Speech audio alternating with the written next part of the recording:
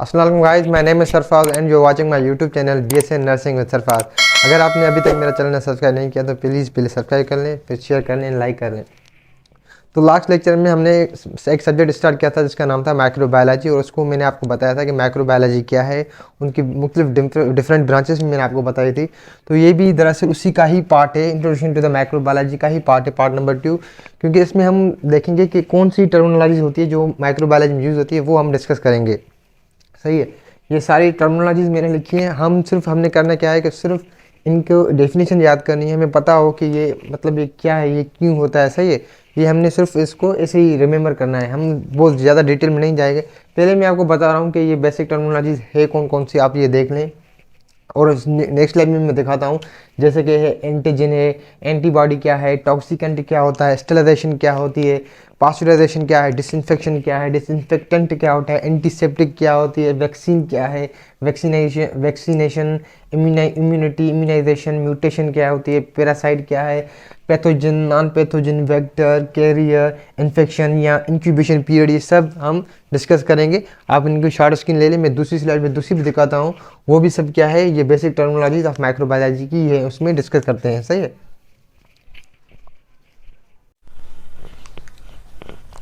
तो first slide में हमने देखा कि कौन कौन सी बेसिक टर्मिनोलॉजीज थी जो हम डिस्कस करेंगे आगे दूसरी स्लाइड में।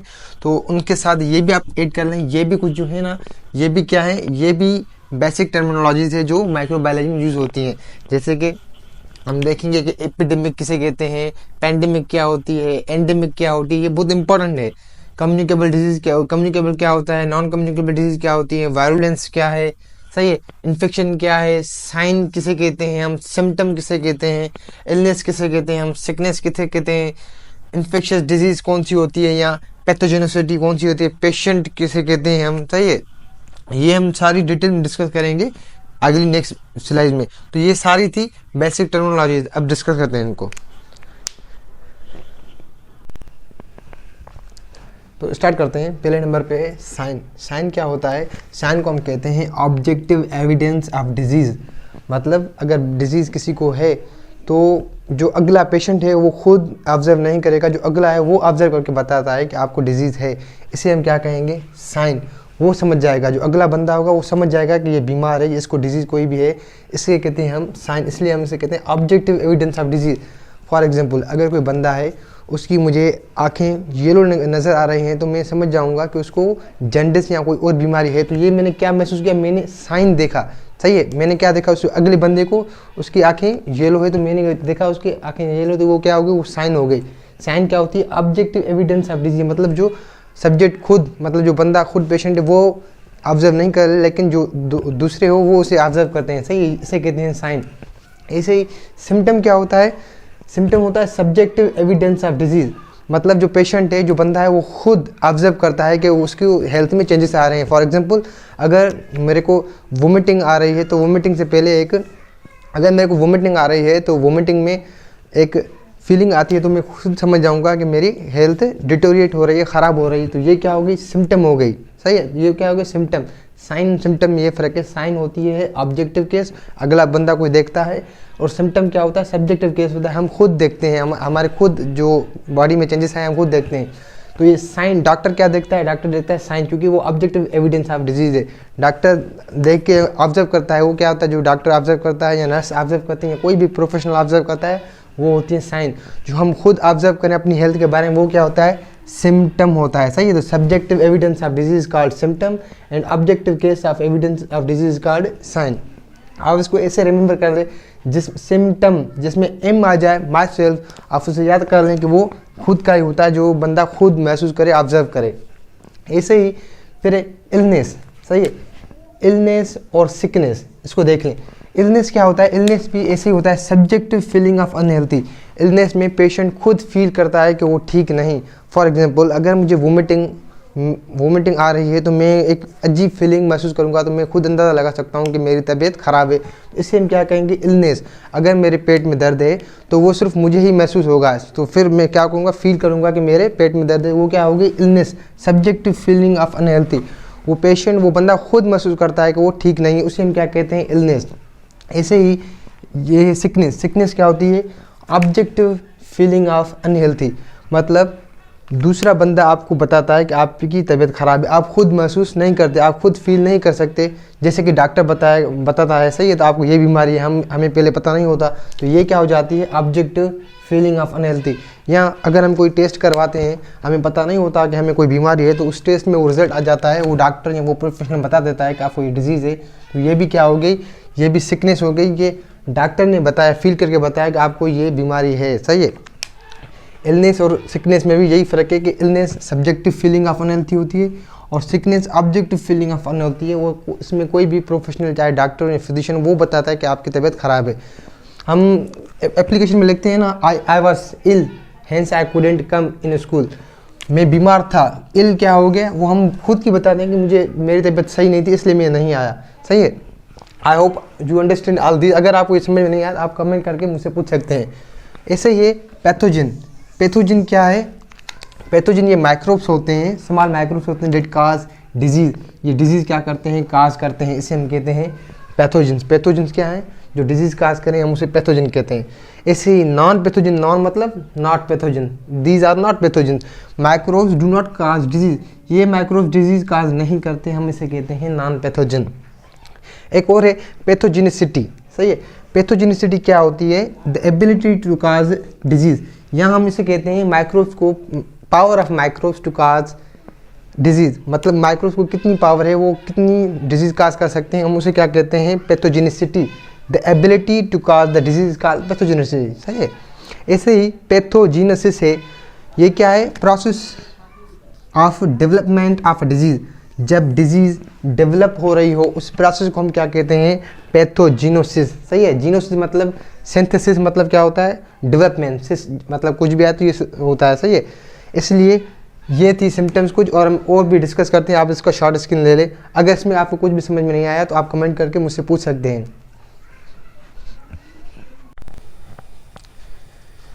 इन्फेक्शन क्या है, इन्फेक्शन है entry, development and multiplication of an infection agent within susceptible host is called infection.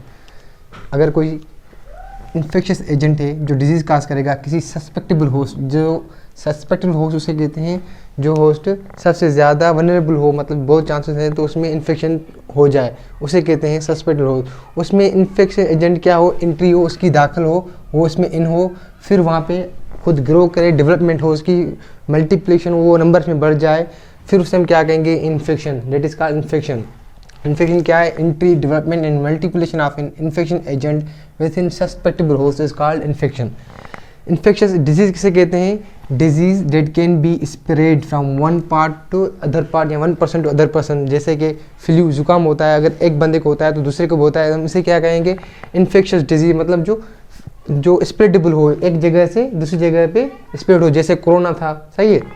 ऐसे ही इंक्यूबेशन पीरियड क्या होता है, time between invasion of agent and first appearance of sine symptom is called incubation period. वो period जब जो pathogen है, जो agent है, वो इन्वेजन वो दाखिल हो किसी भी होस्ट में, जो एजेंट होता है, सही है, वो क्या हो दाखिल हो, and first appearance of sine and symptom, and उसकी जो फर्स्ट या तो साइन या सिम्टम्स नज़र आए, हम क्या कहेंगे ये था इंक्यूबेशन पीरियड, सही है। डिजीज़ क्या है, पॉसिबल आउटकम्स ऑफ इन्फेक्शन, जो इन्फेक्शन जो एजेंट है किसी होस्ट की बॉडी में इन हुआ, उसके नतीजे में जो रिजल्ट्स आए, जो आउटकम्स निकले, उसे हम क्या कहेंगे डिजीज़। अगर बैक्टीरिया है, अगर माइक्रोबैक्टीरियम है तो टीबी काज करेगा, ये क्या होगी टीबी डिजीज़ हो गई। इसलिए जो बैक्टीरिया जो इन्फेक्शन एजेंट इन होगा उसके नतीजे में जो आउटकम्स होंगे उसे हम क्या कहेंगे डिजीज़।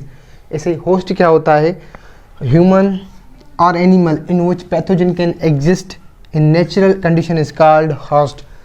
होस्ट वो होता है या एनिमल होता है या ह्यूमन होता है जो प्लेस प्रोवाइड करता है किसके लिए, पैथोजेंस के लिए, कि वो रह सके अंडर नेचुरल कंडीशंस, सही है। तो जैसे कि अगर मलेरिया जो हमें होती है तो प्लाज्मोडियम हमारे जिस्म में, हमारे बॉडी में इन होता है तो हम क्या होते हैं उसके लिए होस्ट होते हैं, सही है। होस्ट क्या होता है, जो प्लेस या जगह प्रोवाइड करे एनिमल या किसी भी पैथोजन के लिए, उसे वो नेचुरल कंडीशन में रह सके, उसे हम कहते हैं होस्ट। अच्छा, होस्ट रेजिस्टेंस क्या होता है, ये होती है the resistance of host to resist pathogens. Ability यहाँ सबसे ऐसे कहते जाते हैं, जो एबिलिटी है होस्ट की खुद को डिफेंड करने के लिए against pathogens is called host resistance, मतलब वो अपोज करता है किसे, पैथोजेंस को। The ability of host to oppose the agent is called host resistance. तो ये थी, अब इसकी शॉर्ट स्क्रीन ले ले, हम दूसरे देखते हैं क्या है। एंड सेप्टिक क्या होती है? ये septic means anything that has presence of microbes. कोई भी चीज़ जिस पे माइक्रो ऑर्गेनिज्म प्रेजेंस हो उसे हम क्या कहेंगे? सेप्टिक। ऐसे ही एसेप्टिक क्या है? जिस पे कोई भी माइक्रो ऑर्गेनिज्म प्रेजेंस ना हो उसे हम कहेंगे एसेप्टिक। फॉर एग्जांपल, अगर ये पेन है, इस पे माइक्रो ऑर्गेनिज्म प्रेजेंस है तो मैं क्या कहूँगा? ये सेप्टिक पेन है, सही है। अगर इस पे माइक्रो ऑर्गेनिज्म की प्रेजेंस नहीं है, कोई भी नहीं है, तो हम क्या कहेंगे? ये एसेप्टिक है। ए मीन्स नॉट, उस पर कोई भी माइक्रो ऑर्गेनिज्म नहीं होगा। ऐसे ही एंटीसेप्टिक क्या है? सही है, ये एक सब्सटेंस है या मटेरियल है जो हम लिविंग टिश्यूज़ पे यानी कि स्किन पे अप्लाई करते हैं। ये करता क्या है? रिड्यूस करता है या प्रिवेंट करता है किसको? पैथोजेंस को। इसलिए हम इसके क्या कहते हैं? एंटीसेप्टिक। जैसे हमारा डेटोल है, पायोडीन है, ये क्या है? एंटीसेप्टिक है। वो केमिकल मटेरियल या substance that are applied on living tissues to reduce या prevent pathogens. This is called antiseptic. Septic means presence of micro organism, aseptic means not presence of microorganism. Antiseptic means the substance applied to living tissues to reduce the presence and prevent the pathogens. अब disinfection and sterilization ये दो एक process है, ये आपने remember करने। disinfection means destruction of microbes but not bacterial spores। इसमें हम माइक्रोब्स को डिस्ट्रॉय तो करते हैं लेकिन उसका स्पोर जो होते हैं वो डिस्ट्रॉय नहीं होते, सही है। स्टेरिलाइजेशन इसकी अपोजिट में क्या होता है? जिस complete removal of all microorganism including their spores. इसमें हम माइक्रो ऑर्गेनिज्म को कम्प्लीटली डिस्ट्रॉय करते हैं, जो उसके स्पोर्स भी होते हैं। Every kind of life is destroyed in sterilization. Sterilization में कोई भी माइक्रो ऑर्गेनिज्म पीछे नहीं बचता, सही है। अगर ये पेन है, इसको हम डिसइंफेक्शन प्रोसेस से गुजारेंगे तो इसमें क्या होगा? ऑल माइक्रो ऑर्गेनिजम्स वो किल हो जाएंगे, रिमूव हो जाएंगे, लेकिन जो स्पोर्स होंगे बैक्टीरिया के वो अभी भी इस पर प्रेजेंस होंगे। ऐसे ही स्टेरिलाइजेशन क्या है? लेकिन जब हम इसको स्टेरिलाइजेशन कर में प्रोड्यूस जाएंगे उसमें स्पोर्स भी है ना, वो भी क्या हो जाते हैं? रिमूव हो जाते हैं, कंप्लीट डिस्ट्रॉयड हो जाते हैं। इसमें स्पोर्स नहीं होते। ये एमसीक्यूज बात है कि कौन सा प्रोसेस है जिसमें बिल्कुल completely microorganism and their spores are being killed, तो वो स्टेरिलाइजेशन है। स्टेराइल क्या है? Free of any kind of life, जिसमें कोई भी लाइफ ना हो वो होगी स्टेराइल, सही है। स्टेरिलेंट क्या होता है? इन सब्सटेंस या एजेंट जो किल करे पैथोजन को, उसे हम क्या कहें? स्टेरिलेंट कहेंगे। जैसे कि सोप होते हैं, डेटोल होते हैं, ये क्या होते हैं? स्टेरिलेंट होते हैं, सही है।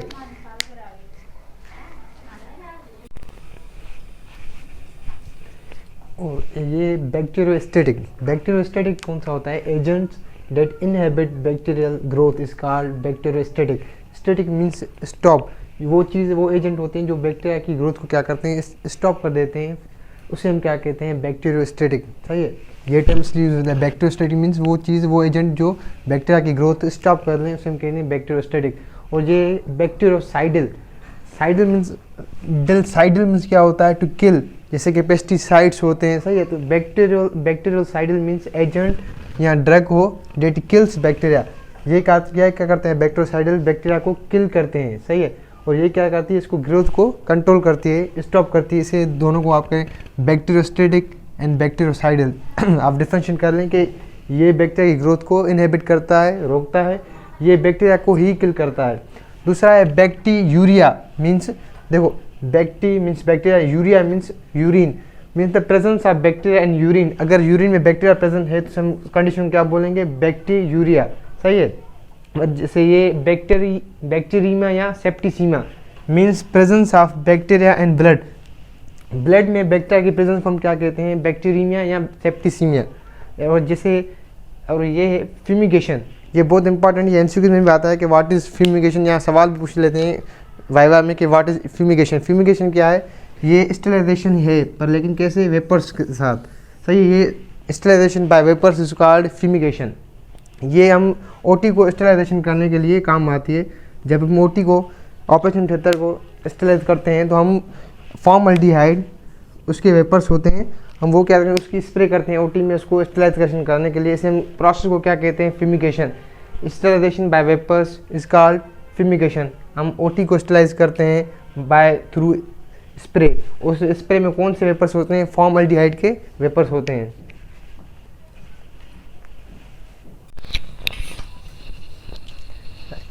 एपिडेमिक क्या होता है? एपिडेमिक हम कहते हैं वो डिजीज़ जो स्प्रेड हो लेकिन शॉर्ट टाइम में क्या करे, लार्ज एरिया कवर करे, वो डिजीज़ हम एपिडेमिक, उस डिजीज़ का नाम किसे कहते हैं, जो डिजीज़ शॉर्ट टाइम में लार्ज एरिया कवर करे उसे हम कहते हैं एपिडेमिक। सही है, जैसे कि मीज़ल्स है फॉर एग्जांपल, या कॉलरा है, ये क्या है, ये एपिडेमिक डिजीज़ है जो शॉर्ट टाइम में लार्ज एरिया कवर करती हैं।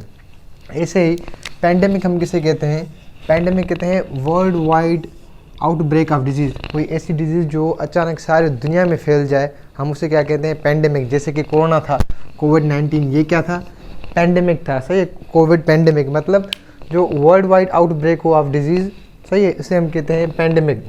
ऐसे ही एंडेमिक होता है, endemic constant presence of infectious disease, एक डिजीज़ जो कांस्टेंट प्रेजेंस हो लेकिन इन स्पेसिफिक जियोग्राफिकल एरिया, कोई किसी भी ख़ास मखसूस एरिया में वो कांस्टेंट प्रेजेंस हो, उसे हम क्या कहते हैं, एंडेमिक डिजीज़।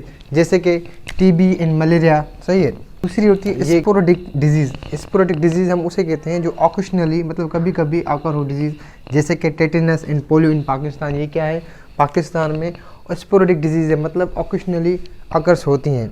ऐसे ही दूसरा ऑप्शन है वायरुलेंस। वायरुलेंस क्या होता है, पावर ऑफ माइक्रोब्स, माइक्रोब का पावर, सही है, power of microbes, microbes of power that cause और हार्म डिजीज़, जो डिजीज़ और काज हम प्रोड्यूस करें, इसे हम कहते हैं वायरुलेंस। सही है। इसकी शॉर्ट स्क्रीन ले लें, हम दूसरी स्लाइड चलते हैं। तो हम लास्ट स्लाइड डिस्कस कर रहे हैं, उसमें नोजोकोमल इन्फेक्शन। नोजोकोमल इन्फेक्शन क्या होते हैं देखते हैं। हॉस्पिटल एक्वायर्ड इन्फेक्शन, वो इन्फेक्शन जो पेशेंट को हॉस्पिटल से गेन किए पेशेंट, उससे हम कहते हैं नोजोकोमल इन्फेक्शन। फॉर एग्जांपल अगर पेशेंट है वो हॉस्पिटल में एडमिट होने जा रहा है तो उसके पास कोई भी बॉडी में इन्फेक्शन नहीं है, लेकिन वो जब डिस्चार्ज होता है हॉस्पिटल से तो उसकी बॉडी में बहुत सारे इन्फेक्शन डेवलप होते हैं, उसे हम कहते हैं नोजोकोमल इन्फेक्शन, क्योंकि वो हॉस्पिटल एक्वायर्ड इन्फेक्शन होते हैं, वो हॉस्पिटल से ही उसको गेन होते हैं। सही है। अब बारी आते हैं वेक्टर। वेक्टर क्या है, animal they transfer pathogen from one place to other, वो एनिमल जो पैथोजन माइक्रोब्स को एक जगह से दूसरी जगह तक ट्रांसफ़र करें, उसे हम क्या कहते हैं, वेक्टर। जैसे कि मॉस्किटो होता है, प्लाज्मोडियम को ट्रांसफ़र करता है from one patient to other. एक बंदे को अगर मलेरिया है तो अगर मॉस्किटो उसे बाइट करके दूसरे पेशेंट को बाइट करेगा तो वो एज ए वेक्टर का काम करेगा, मतलब वो ट्रांसफ़र करेगा पैथोजन को फिर एक बंदे से दूसरे, इसे हम कहते हैं वेक्टर। सही है। इम्यूनिटी क्या है, immunity is the power of host to fight with the microbes. Immunity ये पावर है ह्यूमन का या किसी भी होस्ट का जो लड़ता है, फाइट करता है अगेंस्ट माइक्रोब, उस माइक्रोब के अगेंस्ट लड़ता है, ऐसे हम कहते हैं इम्यूनिटी। सही है। इम्यूनिटी क्या है, power of host to fight with microbe. अब इम्यूनिटी को गेन करने को प्रोसेस को हम क्या कहते हैं, immunization. Immunization is a process in which we gain immunity, हम अपनी इम्यूनिटी को पावर को बूस्टअप करते हैं, इंक्रीज करते हैं, उसे हम कहते हैं immunization. Process of getting immunity is called immunization. अच्छा, हम कैसे प्रोसेस, हम इम्यूनिटी कैसे इंक्रीज करते हैं, बाय वैक्सीनेशन। हम वैक्सीन करवाते हैं, उससे हमारी क्या होती है, इम्यूनिटी इंक्रीज होती है, इसलिए मैंने लिखा है process of getting immunity like vaccination. Through vaccination we can increase our immunity. तो गाइस ये थी बेसिक टर्मिनोलॉजीज ऑफ माइक्रोबायोलॉजी जो उसमें यूज़ होती हैं। अगर आपको कोई भी टर्मिनोलॉजी समझ में नहीं आई है तो आप मुझसे कमेंट करके पूछ सकते हैं। एंड अगर कोई टर्मिनोलॉजी आपको लगता है मेरे से यहाँ पे मैंने डिस्कस नहीं किया तो आप वो भी कमेंट मुझको बता दें, मैं उस पर भी एक वीडियो बना दूँगा। सही है। तो दुआ में याद, please do subscribe my channel, like and share. अल्लाह हाफिज़।